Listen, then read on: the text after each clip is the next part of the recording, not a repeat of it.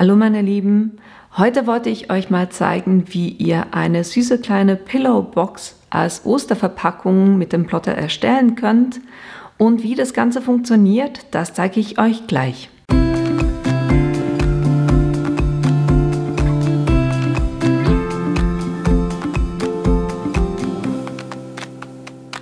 Damit ihr seht, was wir heute machen werden, das ist diese Box hier oben. Ich habe einfach noch eine zweite dazu genommen, damit ihr seht, wie das in anderen Farben auch aussieht. Und die ist super einfach gemacht und um die zu machen, starten wir auch gleich auf dem Canvas. Für die Box habe ich eine Mustervorlage verwendet und die dann ein bisschen angepasst. Dazu geht ihr hier auf die Mustersammlung. Und zwar ist es dieser hier, diese Kissenschachtel, da klickt ihr drauf. Und dann, um das auf den Canvas zu übernehmen, klickt ihr einfach auf beide Elemente einmal drauf. Jetzt seht ihr, dass ihr hier so eine Musterung drauf habt und wie ihr die wegmachen könnt, das zeige ich euch. Blenden wir kurz das, was im Hintergrund ist, sperren wir und blenden das aus, sodass wir nur noch die Bordüre haben oder diese Manschette haben. Und da mache ich es jetzt so, dass ich hier einfach Kreise drauf mache und dann müsst ihr einfach gucken, dass ihr den Rand nicht berührt oder drüber geht und auch diese Falzlinie auch nicht berührt. Dann mache ich Ctrl+C, Ctrl+V und versuche einfach alles, wo irgendwo hier von dieser Musterung zu sehen ist, abzudecken. Dann könnt ihr diese Kreise alle markieren, könnt ihr kurz die Farbe innen drinne ändern, damit ihr seht, habt ihr wirklich alles erwischt. Das ist der Fall. Und dann markiert ihr nochmal alle, macht Ctrl+C, Ctrl+V und schiebt es runter, weil unten wiederholt sich ja das Ganze nochmal. Und da auch gucken, dass ihr nirgendwo den Rand berührt, aber trotzdem alles abgedeckt habt. So, jetzt müsste eigentlich alles verdeckt sein. Dann markiere ich das alles, gehe hier auf Bearbeiten und sage Verschmelzen. So, und jetzt geht das nicht und das geht aus dem Grund nicht, weil die Manschette in einer Gruppe drin ist, wo die Kreise nicht drin sind. Das heißt, wir müssen die ganzen Kreise markieren und auch in diese Gruppe reinziehen. Am besten gleich über die Manschette drüber, das ist dieses hier. Dann markieren wir nochmal alles. Und jetzt sagen wir nochmal bearbeiten, verschmelzen. So. Dann könnt ihr die Box selber auch wieder hervorholen. Ich habe diese beiden Sachen schon vorbereitet. Was ich euch empfehle, wenn ihr das macht, ist die Bordüre ein bisschen größer zu machen, weil ich habe gemerkt, dass ich die zum ersten Mal zusammengesetzt habe, dass es ein bisschen schwierig ist, dass sie sehr eng ist. Also macht hier nur minimal größer. Ich kann euch auch die Größenangaben geben, die ich hier gemacht habe. Und zwar ist es, die Box selber hat bei mir eine Größe von 134,5 mm mal 160,3 mm und die Manschette hat eine Größe von 86,8 mm mal 159,4 mm. Und so werde ich das jetzt auch an den Plotter übergeben. Das heißt, ich werde zuerst hier die Manschette sperren und ausblenden. Dann übergebe ich das hier an den Plotter und werde das aus einem grauen Karton ausschneiden, der 230 Gramm ist. Und deshalb werde ich das Messer da auf eine 5 einstellen. Und dann komme ich wieder auf den Canvas zurück und werde hier die Sichtbarkeit ausmachen und sperren bei der Box und bei der Manschette mache ich die Sichtbarkeit ein- und entsperre die und die übergebe ich dann auch wieder an den Plotter. Das plotte ich aus einem Designpapier aus, was ca. 180 Gramm ist, somit wesentlich dünner. Und deshalb stelle ich da das Messer auf eine 4 ein. Und das mache ich jetzt auch gleich. Und wenn ihr damit fertig seid, dann solltet ihr diese beiden Elemente haben. Einerseits die Bordüre, da könnt ihr kurz die perforierten Linien knicken. Das ist eine. Und dann hier das andere Element, da machen wir dasselbe.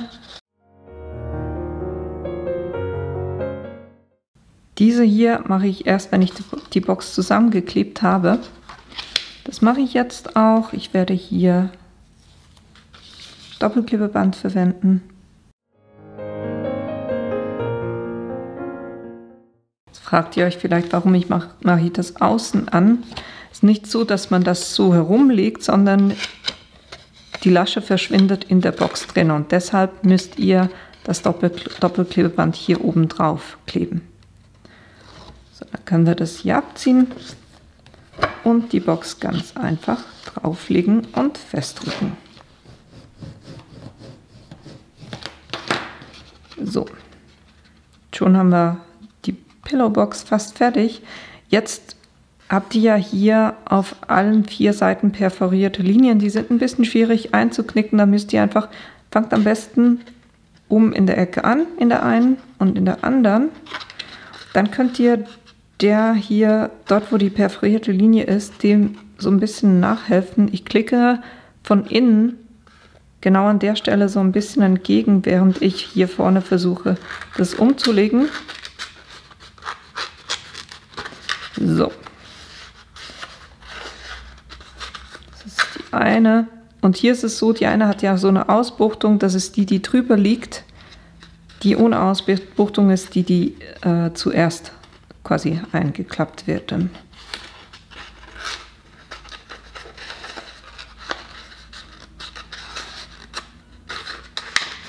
voilà.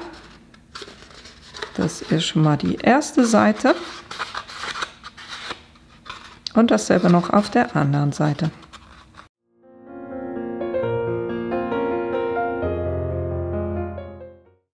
So, das ist der äußere Teil von eurer Pillowbox. Jetzt die Bordüre.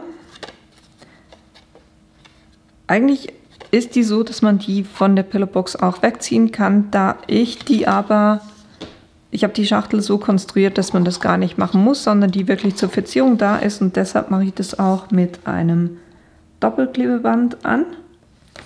Und zwar bringe ich das nicht hier auf die Lasche drauf, sondern auf der gegenüberliegenden Seite.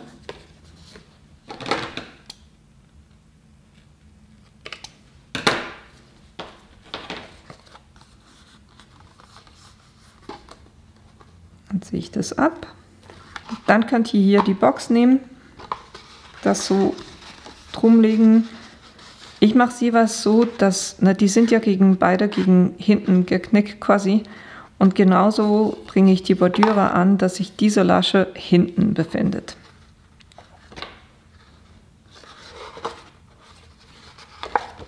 So, jetzt was. Und dann halte ich die hier kurz so ein bisschen oder presse ich die hier so in diese Kante rein und gucke aber von vorne, dass ich wirklich schön mittig liege. Weil dadurch, dass es so fest klebe, kann ich die nachher nicht mehr auflösen. Und jetzt lege ich ganz einfach hier das Doppelklebeband drauf. Und ihr habt eine super süße Pillowbox. Jetzt verzieren wir die natürlich auch noch ein bisschen. Und ich habe Folgendes gemacht. Ich habe einen Taler mit diesem Standset hier in Grau und einmal in Weiß, einfach weil ich das aufeinander kleben will, damit das ein bisschen stärker ist. Dann habe ich hier 3 Kreise, die etwas kleiner sind als dieses Element, um hier eine Dimension zwischen dem und dem anzubringen. Und dann habe ich hier das kleine noch 3-mal ausgestanzt. Das Motiv selber habe ich bei freepik.com runtergeladen und das dann auf ein 200 Gramm Papier gedruckt und eben dann ausgestanzt. Jetzt klebe ich all diese Elemente zusammen.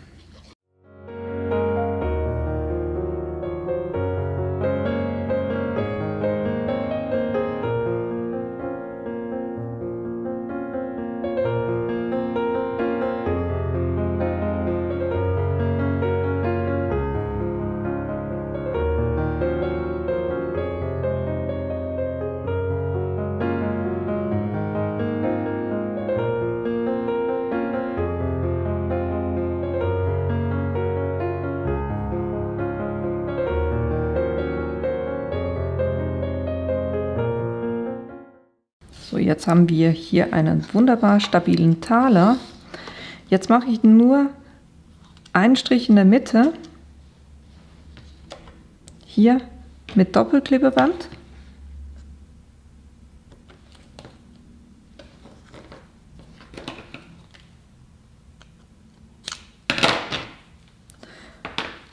Und die Box biegt sich ja und deshalb werde ich außen dran Dimensionals draufbringen,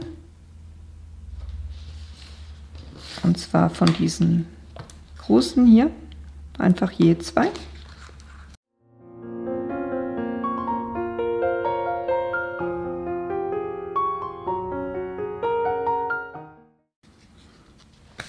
Und dann bringe ich das mittig auf die Box auf.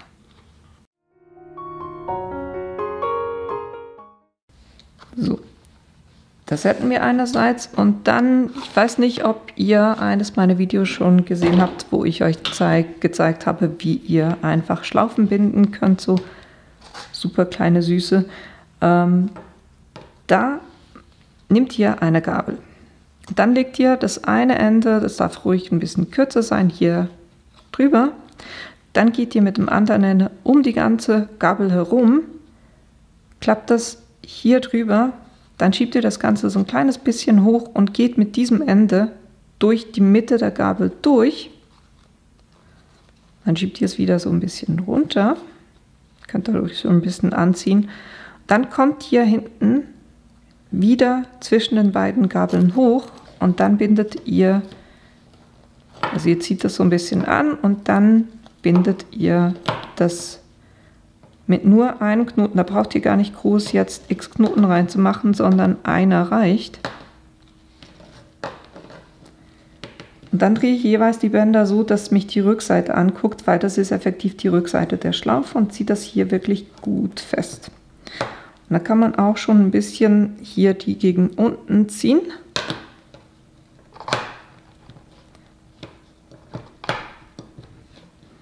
So, und wenn ich das jetzt ab der Gabel nehme, habe ich wunderbar eine kleine Schlaufe. Dann kann ich hier die Enden noch zurückschneiden.